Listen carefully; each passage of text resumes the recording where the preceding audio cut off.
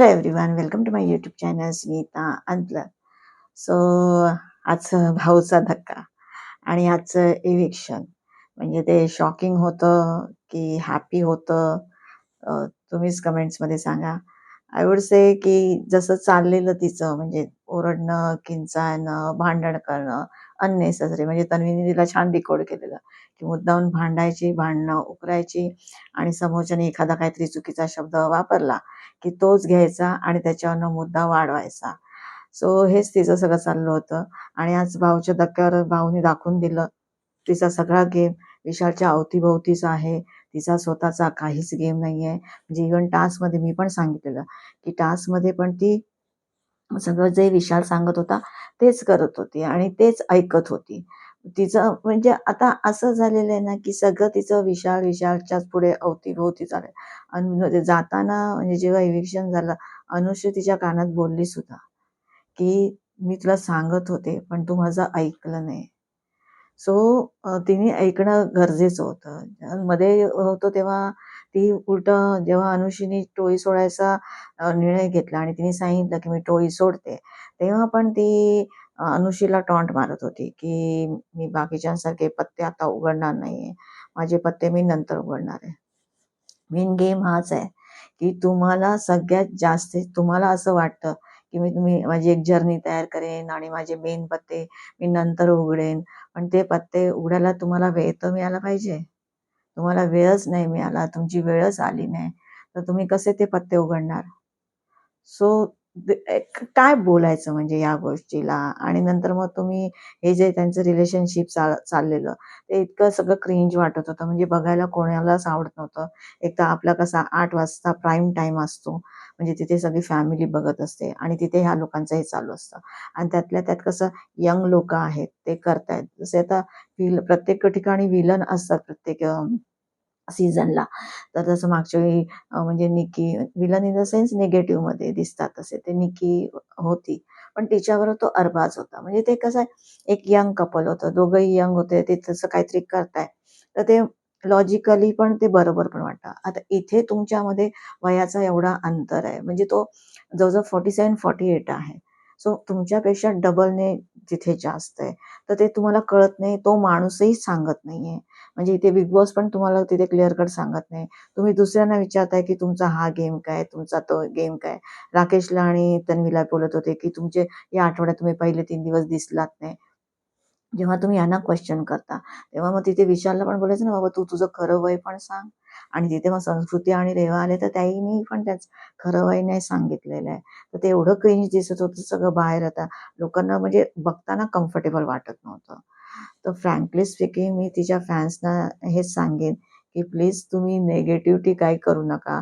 Positive वेने घ्या, की आज ती एवढी लहान मुलगी आहे. तिला एवढं सगळं काही-काही येतं, टॅलेंटेड आहे. पण तिला व्यवस्थित डिरेक्शन नाही मिळाली आणि मग नंतर तुम्ही ओरडताय, आरडताय, तुम्हाला कोणी कंट्रोल करणारं नाहीये. तुमच्या अपोझिट लोकं जाताय आणि एक माणूस जो आहे तुमच्याबरोबर उभा आहे, पण तो तुम्हाला करेक्ट नाही करत आहे. तो तुमच्या गोष्टींना अजून खतपाणी टाकतोय. अजून त्यांना बढावा देतोय आणि मग त्या व्यक्तीला असं वाटतंय, रुचितासारख्या व्यक्तीला, की माझ्यावर कोणी सपोर्ट करत नाही आणि हा व्यक्ती माझ्यासाठी उभा राहतोय. सो कळतंय का तुम्हाला सगळंच विचित्र चाललेलं. सो तिची अजून इमेज वाईट होण्यापेक्षा आय वुड से की this is the best decision at this point that big boss has taken. Whatever काहीही असू दे. म्हणजे काही-काही लोकं हेही म्हणतात, की मे बी तिच्या पॅरेंट्सनी सांगितलेलं आहे म्हणून तिला बाहेर काढलेलं आहे. बिकॉज कसं आहे ना, तुम्ही बघितलं असेल सोशल मीडियावर इतकं तिला ट्रोल केलं जातंय. भरपूर बोललं जातंय. म्हणजे अशी आहे काही लोकं तिच्या फेवरमध्ये, की म्हणजे तिचं ते बोलणं-बिलणं आवडतंय किंवा तिचा गेम आवडतोय त्याच्यासाठी. सो ते आहेत काय म्हणजे 70-30 किंवा 80-20 असं काहीतरी प्रकार असेल. पण मोस्ट ऑफ लोकांना नाही आवडत होतं आणि मग ते जे होत होतं तर काय असं पण ऐकायला येतंय, की तिच्या पॅरेंट्सनी सांगितलंय, की तिला बाहेर काढा. दॅट्स वाय मग ते डिसिजन घेण्यात आलाय. तर एक्झॅक्टली आपल्याला काहीच माहिती नाही. पण हा जो डिसिजन घेतलाय, तो लोकांना अनफेअर वाटत असेल, तरी मी म्हणेन तुम्ही पॉझिटिव्ह वेने घ्या. एक ती मुलगी फक्त 22 वर्षाची आहे. तिच्या इमेजचा प्रश्न होता, की आज ती एवढ्या मोठ्या माणसाबरोबर आता तुम्ही जाताना पण बघितलं ना, किती म्हणजे ती हग करत होती आणि तो पण ते हग करत होता आणि ते सोडतच नव्हते. म्हणजे एकदम क्रिंज वाटत होतं ते सगळं बघून. तर तुम्ही सगळ्यांनी पॉझिटिव्ह वेने घ्या, की अजून काहीतरी जास्त बिघडण्यापेक्षा वेळ म्हणजे एक्झॅक्ट टाईमावर एक्झॅक्ट डिसिजन घेणं फार महत्वाचं आहे. तर ते घेण्यात आलेलं आहे आणि ॲक्चुअली ना कसं ना काही-काही गोष्टी ज्या असतात, काही सायन्स आहेत, म्हणजे ॲस्ट्रोलॉजी आहे किंवा न्यूमरॉलॉजी आहे. तर जसं मी म्हटलं, की मी न्यूमरॉलॉजीचा अभ्यास केलेला आहे. सो दॅट्स वाय तिचं जे हे वर्ष आहे अकॉर्डिंग टू तिच्या बर्थ डेटच्या हिशोबाने, ते तिच्यासाठी नाही चांगलं आहे. म्हणजे ते शनीचं वर्ष येतंय, 8 नंबरचं येतंय तिचं पर्सनल इयर. तर त्या हिशोबाने ना तिला भरपूर त्रास होणार. म्हणजे या वर्षामध्ये असं आहे, तुम्ही चांगलं केलं तर तुमचं चांगलं होणार, वाईट केलं तर वाईट होणार. म्हणजे तुम्ही जर तुमच्याकडनं चुक्या झाल्या, तर तुम्ही लगेच ते माफी मागायची आहे. पण आज तुम्ही तो गेम बघितलाय, रुचिराने कधी तुम्हाला माफी मागताना दिसली आहे? ती तिचा आणि इथे कसं हे वर्ष असेल ना, तर तुम्हाला एक अहंकार येतो, की मीच राईट आहे, मीच बरोबर आहे. तर तो सगळा तुम्हाला तिथे कंट्रोल करावा लागतो. तर काही-काही गोष्टी म्हणतात ना, आपण एक मेडिकल चेकअप करतो, की आपल्या आतल्या गोष्टींमध्ये आपल्याला सगळं कळावं आणि व्यवस्थित असावं. तसंच हे सगळं जे ॲस्ट्रोलॉजी, न्यूमरॉलॉजी ते ना, हे पण एक तुम्ही जाणून घ्यायला पाहिजे, की तुमचं हे वर्ष कसं जाणार आहे आणि या वर्षामध्ये तुम्हाला काय करायचंय, काय मिळणार आहे, कुठे इन्व्हेस्ट करायचंय, काय नाही करायचं. तर ह्या गोष्टी फार इम्पोर्टंट आहे. तर रुचिता बाबतीत हे सगळं झालेलं आहे. तर म्हणजे ना कधी-कधी असं वाटतंय म्हणजे आजचं मला सॉरी जेव्हा असं काल जेव्हा न्यूज येत होत्या, की ती इव्हिक्ट झाले, इव्हिक्ट झाले. तेव्हा मला असंच वाटत होतं, की नाही तसं नसणार. एवढ्या लवकर तिला काढणार नाही. कारण त्याच्या कालच्याच ह्याच्यामध्ये रिव्ह्यूमध्ये मी सांगितलेलं आहे, की मी मेघा दडीचा पण इंटरव्ह्यू बघितला. तर त्याच्यात ती म्हणालेली, की गाडी चालवायची आहे तर पेट्रोल लागणार आणि ती एक पेट्रोलचं काम करते. ती गाडी चालवते. भले निगेटिव्ह वेने का होईना, पण ती चालवते गाडी. सो मला पण असं वाटलेलं हे लोक पुढे घेऊन जातील.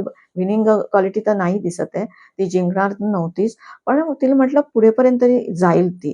पण ह्या वेळेला ते इव्हिक्शन केलं तर मला असं वाटलं कदाचित हिंदी बिग बॉस सारखं काहीतरी सिक्रेट रूम वगैरे असेल. कारण आता हे रेवा आणि आलेली आहेत संस्कृती वगैरे. तर हे विशालचं त्यांच्यावरती जे चाललंय थोडा सॉफ्ट कॉर्नर येणार. हिला सिक्रेट रूममध्ये ठेवतील आणि हिला दाखवतील बघ बाई कसा आहे हा आणि सो तेही त्यांनी केलं नाही. तर हे टोटली तिचं इमेज वाचवण्यासाठी सगळं केलेलं आहे. तर सगळ्यांनी प्लीज पॉझिटिव्ह वेने घ्या. आपण तिला सगळ्यांनी विश करूया तिच्या बेटर फ्युचरसाठी आणि बघूया मग आजचं जे स्टार्टिंग जे झालं, आज परत एकदा तो भाऊचा धक्का नव्हता. म्हणजे आम्हाला असं वाटतं रिव्ह्यू देणाऱ्या लोकांना जसे आम्ही रिव्ह्यू देतो. हां, आज असं झालं, असं झालं, असं झालं. भाऊंचं तसंच चाललेलं आहे. ते सरळ सांगतायत, "तुम्ही हे केलं, ते केलं, ते केलं." काय आहे हे? तुम्हाला भाऊचा धक्का आहे. सगळ्यांना माहिती आहे समोरच्यानी, की त्यांनी त्या आठवड्यात काय केलंय. त्यांनी एक्झाम दिलेली आहे. तुम्हाला त्याचा रिझल्ट द्यायचा आहे. तुम्ही परत प्रश्नपत्रिका त्यांना ऐकवत बसताय. तुम्ही परत सगळं सांगत बसताय, की असं झालं, ते कॅप्टन्सी टास्क होता आणि त्याच्यामध्ये संकेतने हे केलं, मग त्यांनी तो चांगला केला, मग तो डील करत होता आणि दीपालीने रुचिताने डील केली. रुचिताला त्याला जिंकूनच द्यायचं. अरे काय हे? भाई तुम्ही चुकलात, त्यांना बोला. जेव्हा तुम्ही म्हणताय, रेवाला म्हणताय, संस्कृतीला म्हणताय, की तुमचा हलगर्जीपणा झालाय आणि त्याच्यामुळे तुम्ही चावी गेली. तर त्या बरोबर आहे, हलगर्जीपणा केलाय, त्यामुळे चावी तुमची गेली. पण त्याच्याच बरोबर तुम्ही विशाललाही बोललं पाहिजे, की येस, जसं तन्वी बोलली ना, की माझ्या समोर होती चावी, पण मी घेतली नाही. मी तिला सांगितलं सांभाळून ठेव. तर तुम्ही जे चावी घेता, तर ते त्याच्यात मोठा तुम्ही काय मोठा पराक्रम नाही केलेला आहे. ठीक आहे, तुम्ही स्मार्ट वेने घेतली, पण जे चूक आहे ते चूकच आहे. तर हे तरी बोलायला पाहिजे ना.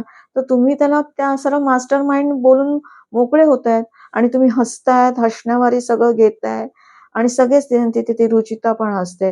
तुम्ही तो संकेत तिथे जिंकत होता किंवा काय. मग ही वृत्तीच चुकीची आहे ना, की तुम्ही जिंकू नाही शकत म्हणून समोरच्याला हरवायचं. त्याच्यापेक्षा तुम्ही ट्राय करा ना, की मी अजून वेगळ्या वेळेने कसं जिंकू शकते, अजून काय प्रयत्न करू शकते. जेव्हा डीलची गोष्ट झाली, हिला फक्त नुसतं तो विशाळ वरून सांगतोय आणि आधी यांचं ठरलेलं, की वाईल्ड कार्डला नाही कॅप्टन बनवून द्यायचं. पण त्यांना माहिती नव्हतं ना, वाईल्ड कार्डची एवढा स्ट्राँग आहे, की तो त्या 3-3 बायकांना पुरून उरत होता. त्याने तिघींच्या रश्या खेचून दिल्या होत्या आणि तो बोलला, "मी नाही जाऊन देणार, मला नाही जाऊन दिलं, तर मी कोणाला नाही जाऊ देणार." सो तो स्ट्रॉंग आहे. मग अकॉर्डिंगली तुला जर डील तू दीपालीशी करतेस, तू राखीशी करते, तू त्याच्याशी डील करायला पाहिजे होती. सो मेन इथेच आहे ना कुठे ना सी फ्रँकली स्पीकिंग ना कर्मा. कर्मा प्लेइंग व्हेरी इम्पॉर्टंट रोल. आणि तिथे तुम्ही म्हणतात ना, तुम्ही चांगलं केलं तर तुमचं चांगलं होईल, तुम्ही वाईट केलं तर तुमचं वाईट होईल.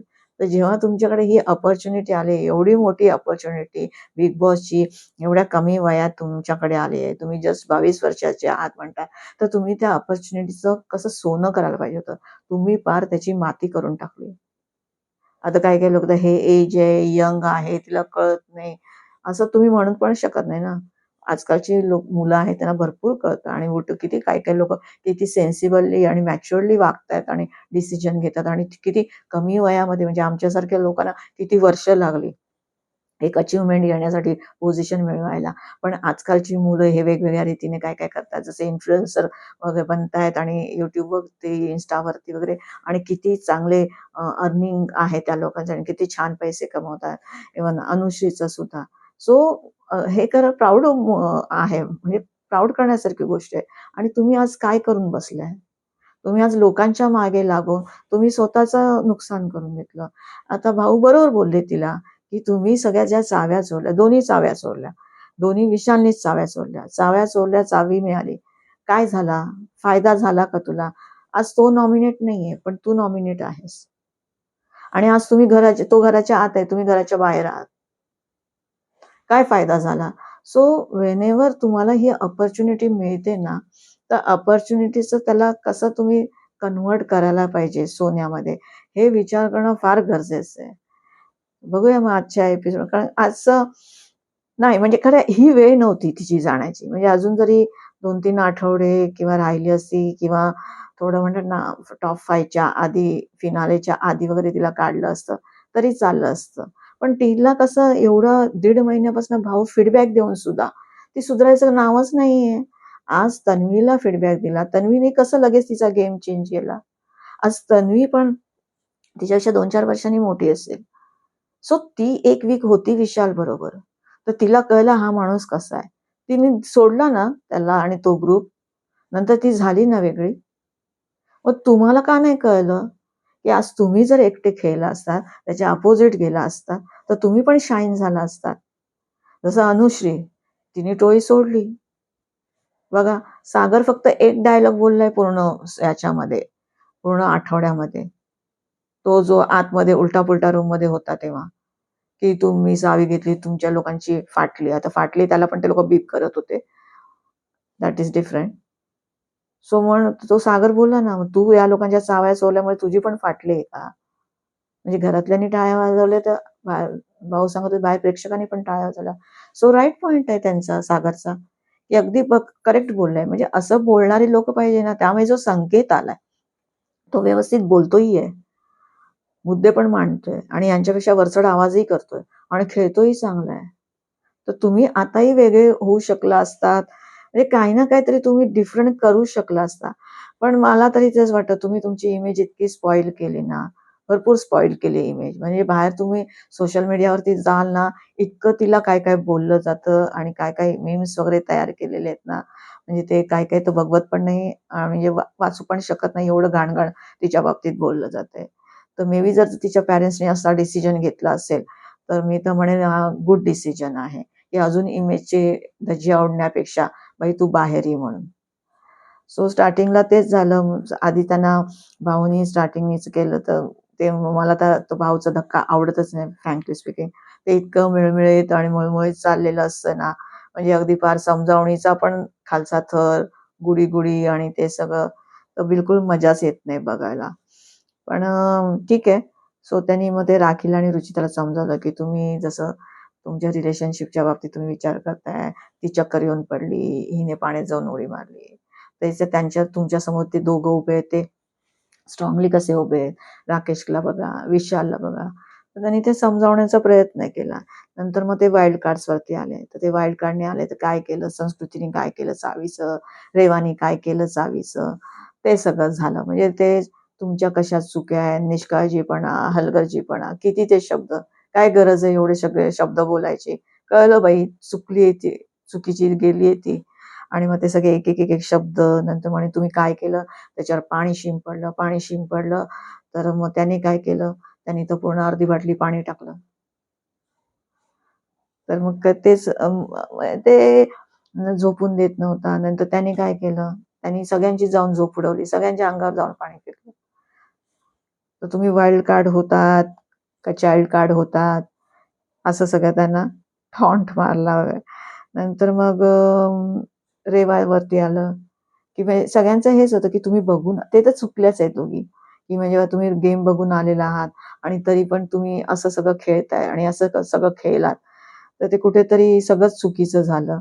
आणि नंतर मग त्याच्यामध्ये कसं म्हणतात, की रुचिताचं पण झालं, की बाबा तिने ती चावी घेतली. तर तरी ते विचारतायत भाऊ, "तुम्ही कशी चावी घेतली?" "हां, तो तिथे जात होता. त्याच्या पॉकेटचा पॅन्टीचा खिसा हे होता, चैन उघडी होती, तर त्याच्यातनं मी चावी घेतली." म्हणजे तिथेही ती खरं नाही बोलत आहे. जबकी तुम्ही तिथे एवढे कॅमेराज लावलेले आहेत. सगळं सगळ्यांना दिसतंय ना. तर आपल्याला तर दाखवलंच ना, की रात्री यांनी प्लॅटिंग केलेलं आणि ते डिसाइडेड आणि हे पण डिसाईड केलेलं, की कोणतरी समोर असला पाहिजे. कोणाच्या ना कोणाच्या समोर करायचं. म्हणजे खोटं नको वाटायला आणि म्हणजे कोण काटा टीममधलं कोणतरी असलं पाहिजे. तर नेमका कोण होता? राकेश. पण राकेशने लगेच ओळखलं त्यांना. राकेशने सरळ सांगितलं, की तिने चोरली नाही, यांनी तिला दिली. म्हणजे सहजासहजी घेतली. आणि मग प्राजक्ताचा विषय आला, की बाबा ती चावी तर तुम्ही एकदा बोललेला, की जी माझ्या हक्काची नाहीये ती मी घेणार नाही. मग ती तुम्ही कशी घेतली? देन ती स्टार्ट झाली, की बाई नाही ते त्यांनी सांगितलेलं, की मी काही चोरी नाही केली किंवा मी ओढून नाही घेतली. तिने दिली मला तर वाटलंच नव्हतं ती देणार आहे. पण तिने दिली तर मी घेतली आणि नंतर मग ती खेचाखेची झाली त्याच्यामध्ये मग ती विशालला दे. ते सगळं गोंधळ माझ्या मनात पण नव्हतं ती घ्यायची. पण विशाल आला, विशालने दे मला मी दिली त्याला आणि नंतर मग त्यांनी ती खिशात टाकली. तर सगळं तेच ॲक्चुअली चावीचा सगळा इतका गोंधळ चाललेला. म्हणजे ते म्हणत होते, भाऊ म्हणत होते, की ह्याला राकेशला आणि तन्वीला, की "बाई तुम्ही 3 दिवस दिसतच नव्हता." ते लोक म्हणाले, "आम्ही ऑब्झर्व्ह करत होतो, नवीन वाईल्ड कार्ड्स आलेले आणि हे सगळं चावीचं प्रकरण." तर प्रेक्षकांचं पण तसंच झालेलं. 3 दिवस काय चाललेलं नुसतं ते चावी, चोरी सगळंच चाललेलं. नंतर मग ते लोक म्हणतात, "अलीबाबा 40 चोर आहेत" आणि ते सगळं. तर सगळे चोरीचं मग चोरीचं सगळं चाललेलं आहे. मग तुम्ही त्याला विशालला मास्टर माइंड कसे बोलता? मग ते पण चुकीचं आहे ना. सो आजचं ते धक्क्याचं तर सगळं विचित्र आहे. The way he is talking भाऊ इतकं म्हणजे अक्षरशः ते रिव्ह्यू दिल्यासारखं कमेंट्स आपण जसे वाचतोय असं ते कंटेस्टंटशी बोलत होते. आणि म्हणजे नाहीच बिलकुल आवडलं. म्हणजे ना इथे कधी वाटलं ना कंपॅरिझन करू नये, तरी मग ते मांजरेकरांची आठवण येते, की अरे भाई भाऊचं म्हणजे ते म्हणतात ना चावडी अशी वाजवायचे ना आणि असे बोलायचे ना, की माणूस हादरला पाहिजे. तर ते काहीच नाही. पूर्ण एकदम लाईटली हसतायत सगळे त्यांच्यासमोर. राखीचं काहीतरी वेगळंच एंटरटेनमेंट. असं झालं, तसं झालं, मी हे केलं, ते केलं. ते सगळ्यांना माहिती आहे राखीने काहीच होणार नव्हतं. राखीला सगळ्यांनी मदत केली आणि ती कॅप्टन झाली. ती स्वतःच म्हणते, "मला तर कॅप्टन व्हायचंच नव्हतं. पण यांनी सांगितलं तर मी झाले." सो भाऊचा धक्का तर बिलकुल आवडला नाही. पण मग एक इव्हिक्शन झालं ना, तर त्याच्याच वरती सगळं म्हणजे आता काय बोलायचं खरंच कळत नाही. म्हणजे शॉकिंग आहे, काय आहे, खरंच सिरियसली समजत नाहीये. कारण एक आहे, की एवढ्या लवकर नव्हतं झालं पाहिजे. म्हणजे इव्हन करणला जेव्हा काढलं ना, तेव्हाही असं वाटत होतं, की आता नव्हतं काढायला पाहिजे होतं करणला. अजून 1-2 आठवडे ठेवायचं होतं. तसंच रुचिताचं झालं, की असं वाटत होतं, की आता नव्हतं काढायला पाहिजे होतं. अजून 1-2 आठवड्यांनी काढायला पाहिजे होतं. पण ती इरिटेट पण भरपूर करत होती. म्हणजे खरंच तिची लँग्वेज नव्हतीच आवडत. नंतर मग भाऊचं तो रँकिंगचा टास्क होता. ते जसं तुम्हाला रँकिंग द्यायची होती कॅप्टन्सीचा टास्क तेव्हा रँकिंगमध्ये म्हणे याही लोकांनी काटा टीमनी सरळ हे केलं जसं तन्वी म्हणाली, की नाही आम्हाला बाकीचं फर्निचर-बिर्निचर, खाण्यापिण्याचं काही पडलेलं नाही. आम्हाला फक्त ह्याचे कॅप्टनशिप पाहिजे कारण मग त्याच्याने इम्युनिटी मिळणार आहे. म्हणजे त्यांनी बरोबर स्टँड घेतला आणि क्लिअरिटी ऑफ थॉट. त्यांनी क्लिअर त्यांचे थॉट्स ठेवले. म्हणजे तुम्ही दुसऱ्या म्हणजे प्राजक्ता बोलले, "तुम्ही दुसऱ्या टीमनी काय केलं? तुम्ही सगळे डिस्कसच करत बसलात." आणि नंतर मग विशाल आला आणि मग विशाल सांगतोय, की "तुम्ही एक काम करा, दीपालीला द्या." म्हणजे तिथे पण विशालनी सांगितलेलंच ते तुम्ही आधी 1, 2, 3, 4 विशालनीच ठरवलं. नंतर दीपालीला करायचं हे पण तुम्हाला विशालच सांगतोय. मग तुमचं काय पॉइंट ऑफ व्ह्यू? तुम्ही काय केलंय? सो द वे काय-काय पॉइंट होते 1-2 पॉइंट जे व्यवस्थितरित्या डिकोड केले आणि एक्सप्लेन केले. बाकी आय वुल्ड से म्हणजे 10-15% बाकी 80-85% वर्स्ट भाऊचा धक्का बिकॉज ऑफ एविक्शन शॉकिंग आहे. त्यामुळे त्यांना टी-आर-पी मिळाला असेल. बिकॉज म्हणतात ना, सगळेजण म्हणतात ना, की पूर्ण घर दणादण सोडलेलं रुचिताने. आता काय होणार? कसं खेळणार? कोण करणार? वगैरे. सो बघूया आता ते उद्या तर आता त्यांचा संडे फंडे असणार आहे. तर मग सोमवारपासून आपल्याला बघायला मिळेल, की नक्की हे लोकं कसे खेळतात, त्यांचे काय गेम प्लॅन्स आहेत आणि पुढे बघू विशालचे काय अजून रंग दिसतायत का? ते पण बघायला मिळेल. नंतर इथे जेव्हा बॉटम 2 मध्ये दोघं होते, रुचिता आणि सागर आणि मग त्यांचे त्यांचे कोण 2 फ्रेंड्स त्यांना सांगितलं. मग त्या सागरचं कोण प्राजक्ता, तिचं कोण विशाल आणि मग ते एन्व्हलप आणायला सांगितले. मग एन्व्हलप सेफ आणि सेफ खोलले. सागर वाचला, प्राजक्ताला हे झालं. नंतर मग जेव्हा तिचा एन्व्हलप आला अनसेफचा, तर सगळेच घरातले शॉक आणि त्याच्या आधी विचारत पण होते. तर रुचिताचं नाव कोणीच घेतलं नव्हतं, की बाबा आज कोण जाणार घराबाहेर. तेव्हा रुचिताचं नाव कोणीच घाला म्हणजे कोणच एक्सपेक्टेड नव्हतं, की ही जाऊ शकते. कारण सगळ्यांना असंच वाटतं ना, की जो माणूस एवढा बोंबाबोंब करतो, दिसतोय, कंटेंट देतोय, निगेटिव्ह वेने का होईना, पण तो राहणारच आहे. तर तिचं नाव कोणीच घेतलं नाही. पण एक मला तरी वाटतं एक एक्झाम्पल पण सेट होईल, की तुम्ही नुसतंच येऊन बोंबाबोंब कराल आणि शिव्या देणार आणि हे करणार, तर तुम्ही गेममध्ये टिकालच असं नाही.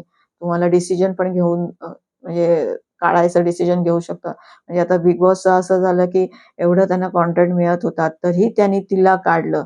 म्हणजे विचार करा ना, की काय त्याच्या मागे असू शकतं.